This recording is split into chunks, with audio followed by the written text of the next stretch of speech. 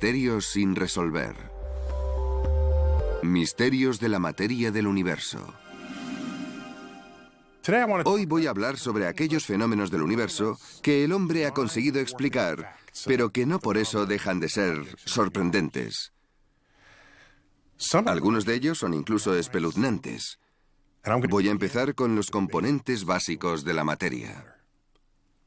En 1900, la mera existencia del átomo era solo una hipótesis. La palabra átomo significa indivisible en griego. En 1897, el físico británico J.J. Thomson descubrió el electrón, la primera partícula atómica. Era la única partícula que conocía, así que en los brindis que hacía durante la cena, solía decir, por el electrón, aunque no le encontraran ninguna utilidad. Pero, ¿qué es el electrón? Podemos medir su carga, podemos medir su masa. Tiene algo que llamamos spin y podemos medir el efecto que provoca en otras partículas. Todo esto se puede medir. Pero, ¿sabéis qué?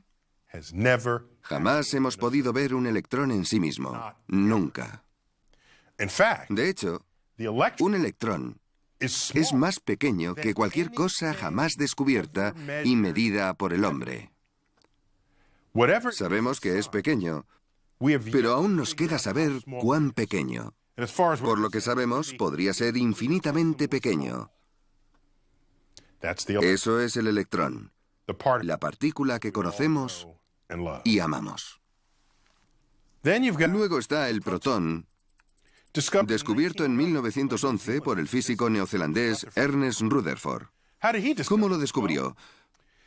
Pues iluminando el núcleo del helio. ¿Y qué hay en el núcleo del helio? 2 protones y 2 neutrones. El neutrón aún no se había descubierto, pero él sabía que eso era el núcleo del helio, a veces llamadas también partículas alfa. Lo que hizo fue crear una lámina de oro extremadamente fina y envió las partículas alfa, el núcleo del helio, contra esa lámina de oro. Quería comprobar cuántas de esas partículas se desviaban al chocar contra la lámina y cuántas la atravesaban, que descubrió así que casi cada núcleo del helio que mandaba contra la lámina la atravesaba sin ningún problema. Era una lámina de oro sólido de verdad. Así llegó a la conclusión de que los átomos están formados principalmente de espacio vacío, una asombrosa cantidad de espacio vacío. De hecho, el volumen del átomo es un cuatrillón de veces más grande que el volumen del propio núcleo. Para poner un ejemplo a escala, imagínate una pelota de béisbol sobre el montículo del lanzador en un estadio. La pelota sería el núcleo y el estadio sería el átomo. Se rumorea que Rutherford, que es quien descubrió esto, cuando se despertó a la mañana siguiente, tenía miedo de bajar de la cama y poner los pies en el suelo por si acaso atravesaba el suelo y aparecía en la planta de abajo de su casa. Esa es la consecuencia de ser la primera persona del mundo en desentrañar los misterios de la materia. Otra partícula que tenemos: electrones, protones, neutrones. Fue descubierto en 1932 por el físico británico James Chadwick. El neutrón. Tardamos un poco más en descubrirlo porque no tiene carga. Y cuando algo no tiene carga, es difícil encontrar el modo de que interactúe con otras cosas para descubrir que en realidad está ahí. Más tarde descubriríamos que los neutrones y los protones no son partículas en sí mismas, sino que están formados de quarks. 3 quarks cada uno. Pues si cada uno tiene una carga, el electrón es -1, el neutrón es neutro y el protón es +1. Y si los neutrones y los protones están compuestos de quarks, entonces los quarks debían de tener una carga fraccionada. Y en efecto, así es. Los quarks tienen una carga de 1/3 y 2/3. Y se pueden combinar de diferentes maneras para que su suma dé como resultado o bien carga 0 o bien carga +1, en cuyo caso se formaría un protón. La teoría de los quarks fue planteada en 1964 por los físicos estadounidenses Murray Gell-Mann y George Zweig. 4 años más tarde, fue confirmada en el laboratorio del acelerador nacional SLAC, en 1968.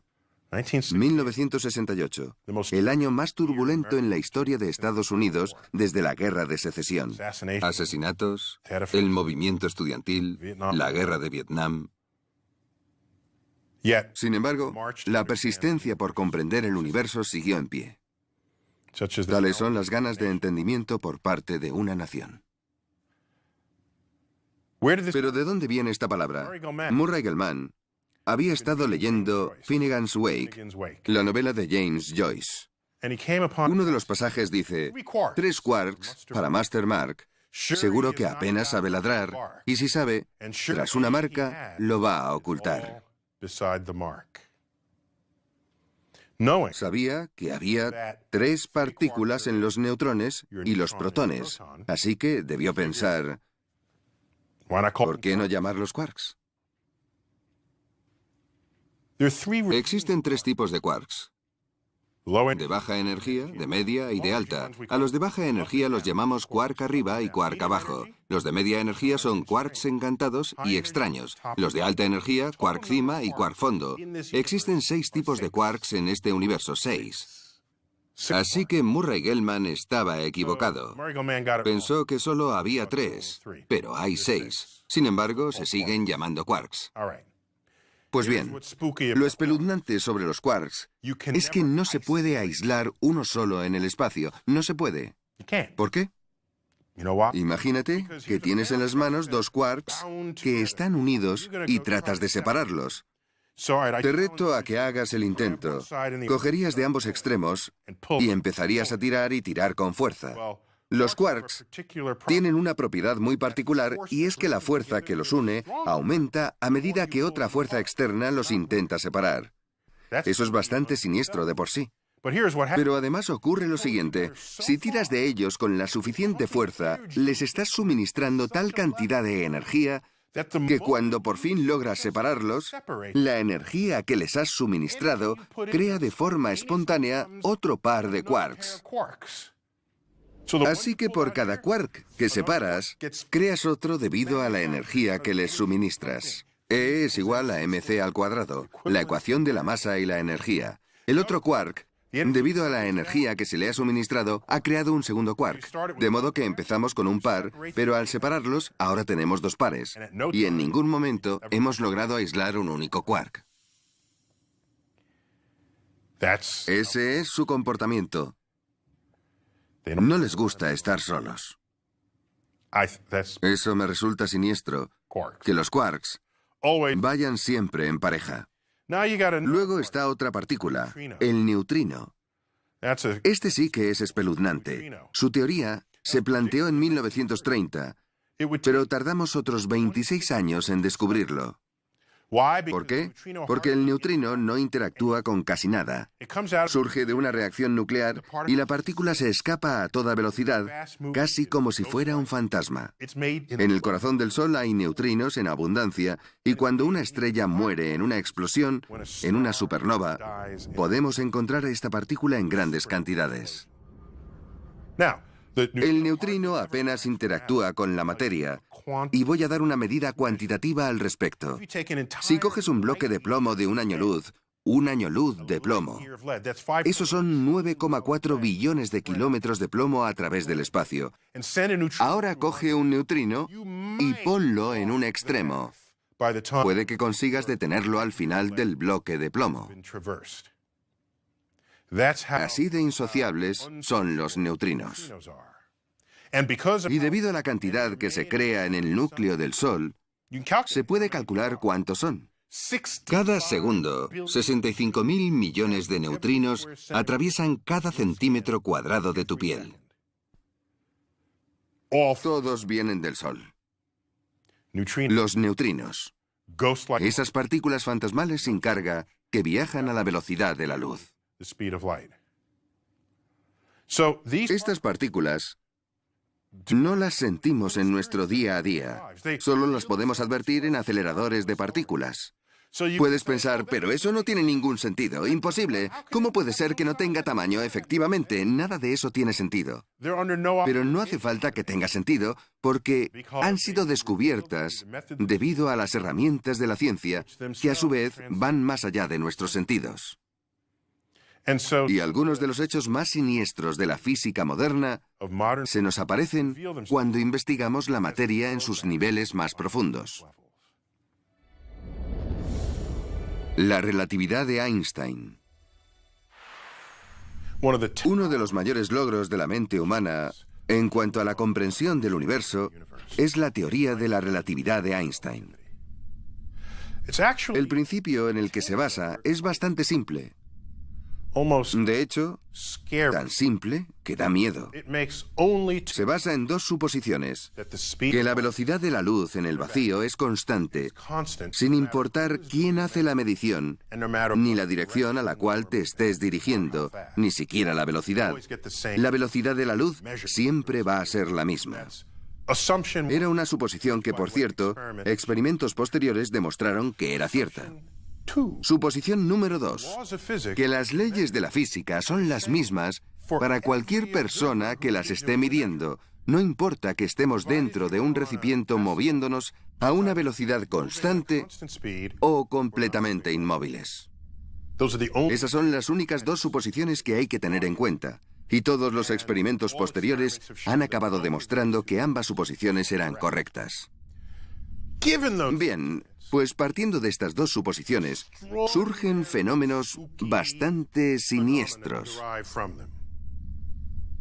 Por ejemplo, si te estás moviendo muy deprisa, o si estás cerca de una fuente gravitatoria potente, el tiempo pasa más despacio que para el resto de personas que están inmóviles. Y no solo tu reloj, sino que todo en tu cuerpo y en el ambiente se ralentiza. Tú no lo notas porque todo va más despacio, incluido tu sistema neurosináptico. De modo que para ti pasa desapercibido, pero es obvio para cualquier otra persona que te esté observando. Y esto nos lleva a la famosa paradoja de los gemelos. Funciona de la siguiente manera. Supón que tenemos un par de gemelos. ¿Bien? Han nacido a la vez, por lo tanto tienen la misma edad. Ahora cogemos a uno de ellos y lo mandamos al espacio a un 90% de la velocidad de la luz, mientras el otro se queda aquí en la Tierra. Y nos podemos preguntar, ¿cómo va? ¿Cómo puede eso afectar a su edad? Pues bien, resulta que para el gemelo que hemos mandado al espacio, el tiempo pasa a un 44% del tiempo en la Tierra, donde está su hermano. De modo que estará envejeciendo más lentamente que el que está aquí abajo. Eso sí lo mandamos a un 90%. Vayamos más allá. ¿Qué pasa si lo ponemos al 99% de la velocidad de la luz? Ahora su reloj va al 14% de lo que transcurre en la Tierra. ¿Y si lo ponemos al 99,9%? Nos estamos acercando a la velocidad de la luz y a esa velocidad el tiempo solo transcurre al 4,5%. ¿Qué significa todo esto? Vamos a verlo. El gemelo que ha estado viajando 5 años al 99,9% de la velocidad de la luz, cuando vuelva transcurridos esos 5 años, será 5 años más viejo. Sin embargo, en la Tierra habrán pasado 110 años. Esa es la paradoja de los gemelos, pero es una paradoja solo si pensamos en ella en términos clásicos. ¿Cómo puede ser? Sin embargo, no existen paradojas en la relatividad. Ese es el principal rasgo que se da cuando lo que haces es presuponer que la velocidad de la luz es la misma para todo el mundo y que las leyes de la física permanecen constantes. Todo ese fenómeno se llama dilación. Vamos a hacer una cosa. Llevémoslo al extremo. ¿Hay algo a nuestro alrededor que se mueva a la velocidad de la luz? Pues claro, no hay nada hecho de materia, pero está la luz. La luz viaja a la velocidad de la luz. Los fotones, que son los portadores de la luz, se mueven a la velocidad de la luz. Pero si el tiempo se ralentiza a medida que nos acercamos a la velocidad de la luz, la ecuación nos dice que, a la misma velocidad de la luz, el tiempo se detiene. Eso significa que para un fotón, el tiempo no transcurre en absoluto. Eso tiene consecuencias espeluznantes. Lo que eso implica es que en el instante en el que un fotón es emitido en cualquier parte del universo, normalmente de una estrella o de los mismos átomos, en ese mismo instante ese fotón es absorbido por su destino. Para el resto de nosotros, lo vemos moverse a la velocidad de la luz a través de la galaxia o a través del universo. Pero para el fotón, el tiempo no pasa. Cientos de miles, millones, miles de millones de años en nuestro tiempo son cero en el tiempo de un fotón. He reflexionado mucho sobre esto. He subido a la cima de las montañas con mi telescopio y mi detector, observando el centro de la galaxia, que era precisamente el sujeto de mi tesis. ¿Qué estará ocurriendo a 30.000 años luz de distancia? Y no paraba de pensar en esos fotones que han estado viajando 30.000 años en mi escala del tiempo, que han atravesado el espacio, la atmósfera terrestre, han bajado hasta mi telescopio y hasta mi detector. Ahí están, y estoy usando su existencia para que me ayuden a descifrar la naturaleza de la galaxia. Entonces me pregunté, ¿este fotón quería impactar contra mi detector? Y si no hubiera sido así, ¿dónde habrá impactado?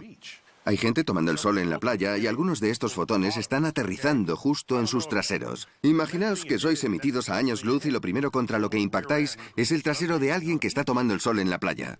Así que me sentí orgulloso de poder estar usando esos fotones para investigar la naturaleza del universo, porque muchos otros fotones estaban pasando la Tierra de largo en busca de algo por lo que ser absorbidos. De modo que esa es la parte negativa de ser un fotón. De hecho, puesto que el tiempo no pasa para los fotones, no tienen vida. Lo único que existe de ellos es lo que hacemos y decimos una vez llegan aquí. Es una dualidad curiosa en la existencia de esta partícula. Desde su propio punto de vista, el universo transcurre en un instante. En cambio, nosotros estamos aquí, esperando a que el fotón nos alcance. Física cuántica. ¿Qué más hay en el universo que sea espeluznante pero cierto? La física cuántica, que se lleva la palma en las cosas más extrañas que se hayan descubierto nunca en la naturaleza. Esta es una teoría del universo que surgió en la década de 1920. En esa época, que por cierto fue un punto de inflexión para los físicos, fue cuando Edwin Hubble, no el telescopio espacial, sino el hombre que dio nombre al mismo, descubrió que nuestra galaxia, la Vía Láctea, es solo una de las innumerables galaxias que hay en el universo.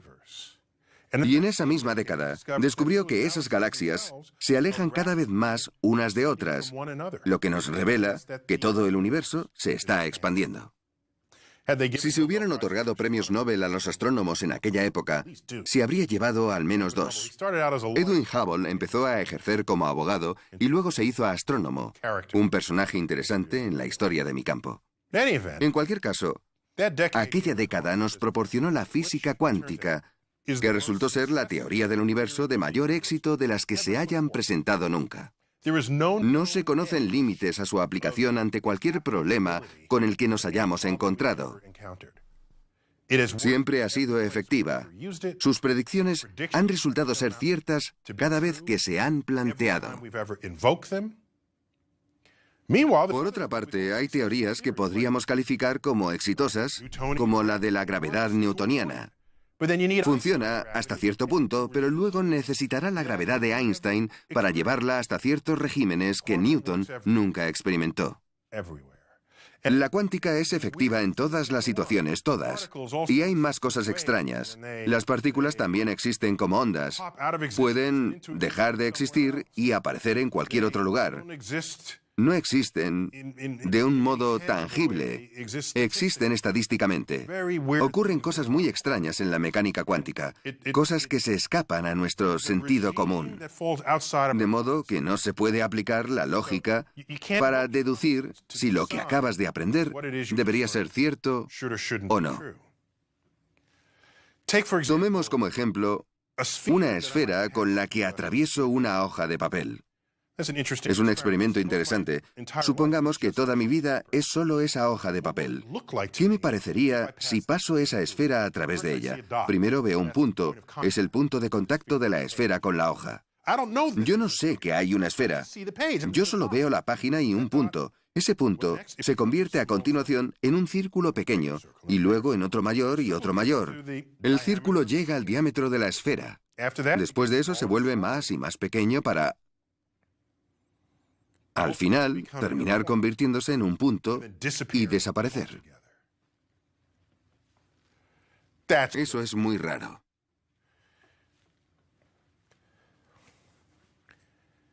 Si te lo describiera y yo no supiera que la esfera está atravesando la hoja de papel, pensarías que estoy loco. De modo que me planteo, y desde luego no soy el único, cuánto de lo que vemos en mecánica cuántica que desafía nuestro sentido común, que es extraño, raro, una locura, es en realidad algo sensato que está ocurriendo en otra dimensión que casualmente está atravesando nuestra dimensionalidad más baja. Muchas noches no duermo pensando en esto. Un aspecto interesante de la física cuántica es el llamado efecto túnel. Bien, ya hemos aprendido que una partícula también puede ser una onda. Una partícula tiene existencia en un punto. Aquí hay una partícula, ahora mismo, pero si pensamos en ella como una onda, la onda puede estar en varios sitios a la vez. Y cuando medimos esa onda, se convierte en una partícula. Si medimos la onda aquí, la partícula aparece aquí. Si medimos la onda allí, la partícula aparece allí. Así que hay una posibilidad de que puedas medir una partícula en cualquier lugar próximo. Resulta que la partícula puede pasar una barrera como si fuera un túnel, mientras que de otra forma no podría.